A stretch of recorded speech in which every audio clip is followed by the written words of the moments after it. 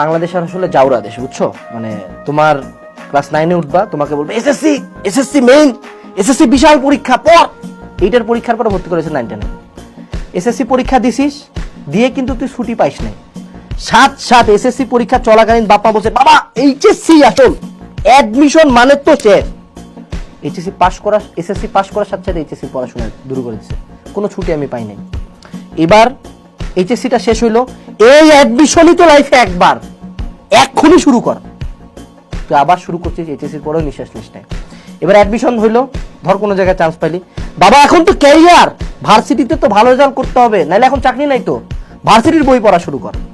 ভার্সিটির বই পড়া শুরু করলি, ভার্সিটি পাস করছিস, এ বাবা চাকরি কই, চাকরি চাকরি লাগবে তো, তোর তো বয়স শেষ হয়ে যাচ্ছে। পাস নাই করতে থার্ড ইয়ার থেকে বিসিএস এর পড়া পড়তে, সুশান্ত বালার ভিডিও দেখে।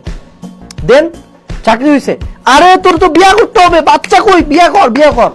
বিয়া করলি, বিয়ার পরে কি বলবে, এ বাচ্চা কই, বাচ্চা কই, টাইম তো নাই, টাইম তো নাই, বাচ্চা লাগবে তো সবার। বাচ্চা হইলো, এ বাচ্চা কেন ভালো রেজাল্ট করতেছে না, আল্লাহ বাচ্চা ভালো রেজাল্ট লাগবে তো। প্রবলেমটা কোন জায়গায় বুঝছো? তুমি লাইফে কোনোদিন থামারই টাইম পাও না। তোকে লাইফের প্রত্যেক জায়গায় প্রযোজ্য যে আমাদেরকে কনস্ট্যান্ট মানে কেন, ওয়াই? আমি এইচএসসি পরীক্ষার পরে 10 দিন ব্রেক, আমার অ্যাডমিশনের পরে 3 মাস কোনো বালের দিকে তাকাবোই না। এসএসসি পরীক্ষার পরে 10 দিন ব্রেক, পাস করছি, পাস করার পরে 6 মাস ব্রেক নেবো, তারপর চাকরি প্রিপারেশন নেবো।